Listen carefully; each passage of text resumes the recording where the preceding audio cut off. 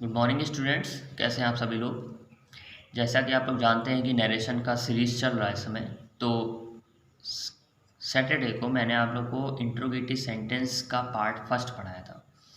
उसमें मैंने आप लोग को ये बताया था कि अगर सेंटेंस की शुरुआत हेल्पिंग वर्ब से हो जाए तब आप उसमें जो है इफ़ या वेदर का यूज़ करते हैं। आज मैं आप लोग को बताने जा रहा हूँ कि अगर इंट्रोगेटिव सेंटेंस में कोई भी इंट्रोगेटिव वर्ड पहले आ जाए, यानी कि वाई, वेयर, व्हेन और व्हाट, अगर इनसे सेंटेंस की शुरुआत हो रही हो तो आप क्या करेंगे। लिखा हुआ है इन रिपोर्टेड स्पीच में इंट्रोगेटिव वर्ड आर यूज, जैसे कि वाई है, वेयर है, व्हेन है, etcetera. Then in place of inverted commas interrogative word are used. देखिए यहाँ पर ये कहा जा रहा है कि अगर ये आ जाए सेंटेंस में तो इन्हीं को ही उतार के लिख दिया जाता है। इफ़ और वेदर का यूज़ नहीं किया जाता है, दैट का यूज़ नहीं किया जाता है। और जैसे एज इट इज़ आप सेट टू को आस्क्ड में चेंज करते थे इंट्रोगेटिव सेंटेंस में, वैसे ही ये चेंज होगा। जैसे लिखा है I said to her who are you, तो आप देखिए यहाँ पे क्या लिखा, आई का आई लिख दिया है, सेड टू को आस्क्ड में चेंज कर दिया है। क्यों चेंज कर दिया है? क्योंकि यहाँ पे क्वेश्चन मार्क है। ये चीज़ सबसे पहले आपको देखनी है कि अगर यहाँ पे क्वेश्चन मार्क है तो आप सेड टू को आस्क्ड में चेंज कर देंगे। तो आई सेड टू को आस्क्ड में चेंज कर दिया, यहाँ हर लिख दिया। और यहाँ पे देखिए इन्वर्टेड कॉमा लगा हुआ है। इन्वर्टेड कॉमा हटाने के लिए हम लोग सिंपल वाले जब पढ़ रहे थे, जब टेंस वाला पढ़ रहे थे, तो आपको याद होगा हम लोग दैट लगाते थे। इंट्रोगेटिव सेंटेंस में हम दैट का यूज़ नहीं करेंगे। पिछली वीडियो में मैंने बताया कि इन्वर्टेड कॉमा हटाएंगे तो आप इफ़ और वेदर का यूज़ करेंगे, लेकिन वो बेटा वो तब करना है जैसे कि ये आर आगे होता, सबसे आगे होता, तब आप इफ़ और वेदर का यूज़ करते। लेकिन यहाँ पर कौन आ गया है? इंट्रोगेटिव वर्ड आ गया है। आप जान लेना क्या, क्यों, कैसे, कहाँ कहाँ, है ना, किस तरीके से, कितना, इस टाइप के अगर जो है वर्ड्स आ जाते हैं तो आप इन्वर्टेड कॉमा हटा के उन्हीं को ही लिख देते हैं। यहाँ पे कुछ नहीं करना है बेटा, ओके। ये हु का हु ही लिख देना है। और हु के बाद, इस बात को बहुत ध्यान समझिएगा, हु के तुरंत बाद आप जो है वो तुरंत सब्जेक्ट लिखेंगे। क्या लिखेंगे? सब्जेक्ट लिखेंगे। तो यहाँ पर सब्जेक्ट कौन था? यू था। यू आपका कौन सा पर्सन है? सेकंड पर्सन है। सेकंड पर्सन किसके अकॉर्डिंग बदलेगा? ऑब्जेक्ट के अकॉर्डिंग बदलेगा। तो यहाँ क्या आ जाएगा? शी आ जाएगा। हर नहीं लिखेंगे यहाँ पे बेटा, यहाँ पे हमको सब्जेक्टिव फॉर्म चाहिए, इसलिए यहाँ पे लिखेंगे शी। फिर ये कौन सा टेंस है? प्रेजेंट है। प्रेजेंट का क्या हो जाएगा? पास्ट हो जाएगा। सी के साथ वॉज लगता है ना, वर्तुल नहीं लगता है, तो यहाँ पे वॉज लिख देंगे और फिर फुल स्टॉप लगा देंगे, क्योंकि इसमें अब और कुछ नहीं है। बात समझ में आई है आप लोग को कि जो भी इंट्रोगेटिव वर्ड होगा उसी को एज इट इज लिख देंगे और उसके तुरंत बाद आप सब्जेक्ट का यूज़ करेंगे।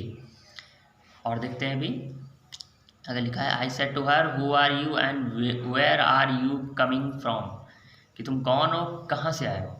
तो देखिए आई का आई लिखते हैं। सेट टू को आपको मैं बता चुका हूँ, 3 बातें बता चुका हूँ कि आप सेट टू को आस्क्ड में भी चेंज कर सकते हैं, सेट टू को आप इंक्वायर्ड ऑफ में भी चेंज कर सकते हैं, सेट टू को आप वांटेड टू नो में भी चेंज कर सकते हैं। लेकिन कब? केवल और केवल इंट्रोगेटिव सेंटेंसेस में, और सभी जगह नहीं, ओके। तो यहाँ पे मैंने एक करके दिखाया है आप लोग को। आई का आई लिख दिया है, सेट टू को इंक्वायर्ड ऑफ लिख दिया है, हर लिख दिया है। फिर देखिए यहाँ पे इंट्रोगेटिव वर्ड आया ना, तो उसी को ही उतार दीजिए। फिर उसके बाद मैंने क्या बताया था? सब्जेक्ट लिखते हैं। सब्जेक्ट कौन है? यू है। यू किसके अकॉर्डिंग? हर के अकॉर्डिंग। यहाँ क्या आएगा? शी आएगा। ये कौन सा टेंस है? प्रेजेंट है। यहाँ क्या कर देंगे? पास्ट कर देंगे। एंड लिख दिया। वेयर लिख दिया। और वेयर के तुरंत बाद फिर क्या आएगा? फिर सब्जेक्ट आएगा। सब्जेक्ट कौन है? यू है। यू किसके अकॉर्डिंग? सी के अकॉर्डिंग। यहाँ पे शी लिख दीजिए। फिर ये कौन सा टेंस है? आर कमिंग किस में आता है? इज एम आर और वर्ब की थर्ड फॉर्म किस में आती है? प्रेजेंट कॉन्टिन्यूस में। प्रेजेंट कॉन्टिन्यूस किस में चेंज हो जाएगा? पास्ट कॉन्टिन्यूस में। सी के बाद क्या कर देंगे? वॉज। और कमिंग, कम का क्या हो जाता है? गो हो जाता है, इसलिए यहाँ क्या कर देंगे? गोइंग कर देंगे। और यहाँ फ्रॉम कर देंगे। इतना सब कुछ आपको करना है। नेक्स्ट देखिए लिखा हुआ है the teacher said to Ankit what are you doing.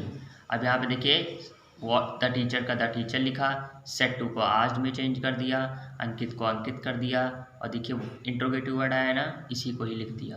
अब आगे क्या करेंगे आप बताइए, सोचिए सोचिए सोचिए। हाँ, इसके बाद सब्जेक्ट लिखेंगे, ये बात हमेशा ध्यान रखिएगा। इंट्रोगेटिव वर्ड जब कभी भी आएंगे डायरेक्ट इनडायरेक्ट में, तो उसके तुरंत बाद सब्जेक्ट लिखेंगे। सब्जेक्ट कौन है? यू है ना। यू किसके अकॉर्डिंग? अंकित के अकॉर्डिंग। अंकित क्या है? लड़का ना, तो यहाँ पे लिखिए ही। फिर देखिए कौन सा टेंस है ये? प्रेजेंट कंटिन्यूअस है। देखिए इज एम आर आ रहा है ना, ING आ रहा है। प्रेजेंट कंटिन्यूअस किस में चेंज हो जाएगा? पास्ट कंटिन्यूअस में चेंज हो जाएगा। तो यहाँ पे क्या लिख देंगे? Was doing. ओके, ही के साथ वर तो नहीं लगाते ना, इसीलिए।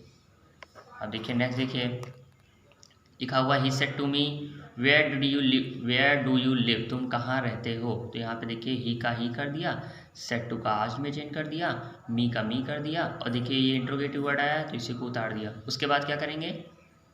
उसके बाद सब्जेक्ट लाएंगे, ठीक है ना। सब्जेक्ट कौन है? यू। यू किसके अकॉर्डिंग? ऑब्जेक्ट के अकॉर्डिंग। यहाँ पे कौन है? मी। तो यहाँ मी लिख दे क्या? नहीं, यहाँ क्या लिखेंगे? आई। क्यों लिखेंगे आई? क्योंकि यहाँ पे सब्जेक्टिव फॉर्म चाहिए। ओके, तो यहाँ पे लिखेंगे आई। फिर देखिए कौन सा टेंस है? डू डज किस में आता है भाई? सोचो सोचो। प्रेजेंट इंडेफिनिट में आ जाता है। तो प्रेजेंट इंडेफिनिट का क्या हो जाएगा?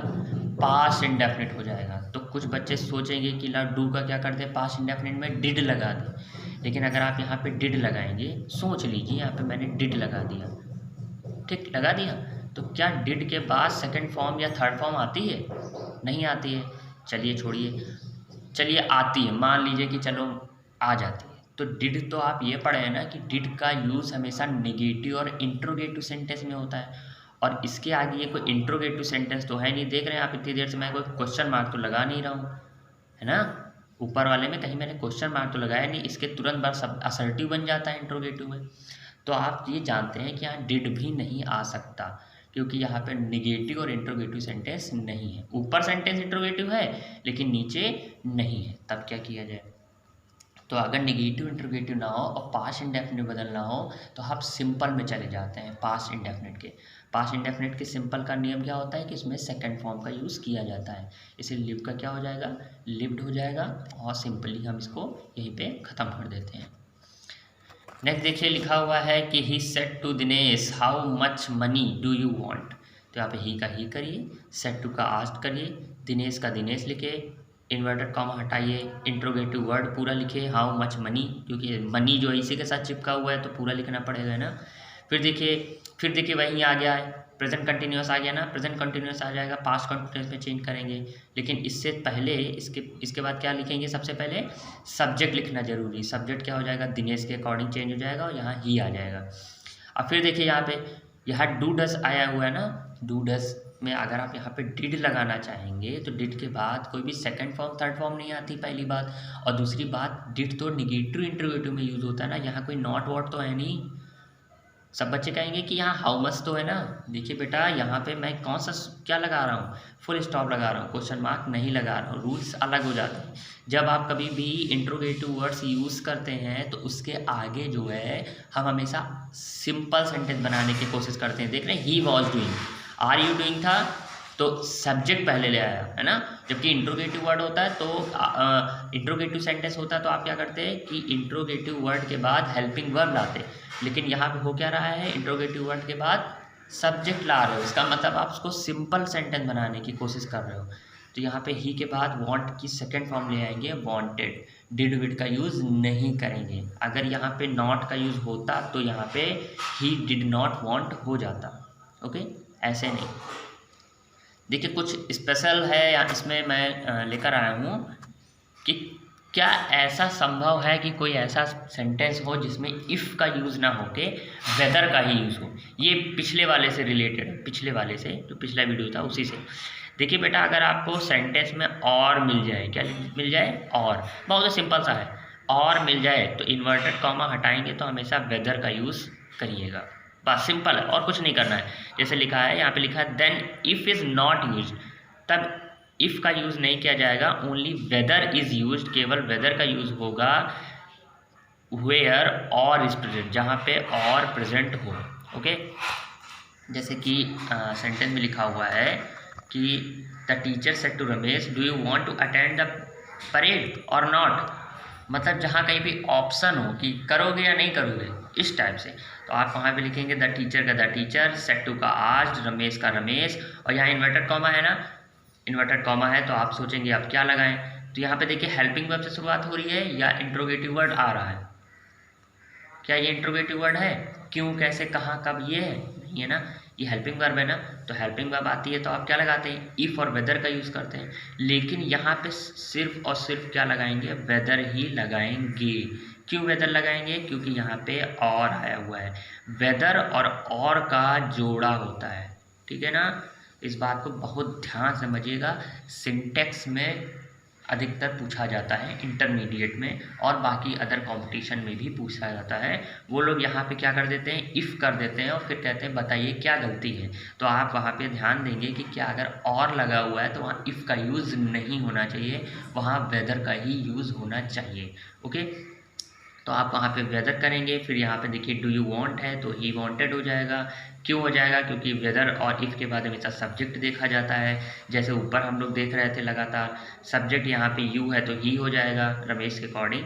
और फिर यहाँ पे डिड का यूज़ हम नहीं कर सकते क्योंकि यहाँ पे कोई ये नहीं लिखा है, डू यू नॉट वांट, ऐसा कुछ नहीं लिखा है तो ही डिड नॉट वांट नहीं होगा। यहाँ पे प्रेजेंट इंडेफिनिट में है तो पास्ट इंडेफिनिट में ही हम बदलेंगे, तो यहाँ पे हो जाएगा he wanted to attend the parade or not, सब कुछ एज इट इज़ ही लिखेंगे। बस इस बात का ध्यान रखेंगे कि सेंटेंस में अगर और आ जाता है तो हम इफ़ का यूज़ ना करके वेदर का यूज़ करेंगे। बहुत ही बढ़िया एग्जाम्पल है, किसी को भी फंसा सकता है। ओके, तो आज हम लोग इंट्रोगेटिव का सेकंड पार्ट भी पढ़ चुके हैं। कल हम लोग इम्परेटिव सेंटेंस पढ़ेंगे और इम्परेटिव सेंटेंस के भी पार्ट को तोड़ तोड़ के पढ़ेंगे, सो दैट हम लोग को बहुत अच्छे से समझ में आ जाए। तब तक के लिए बाय बाय।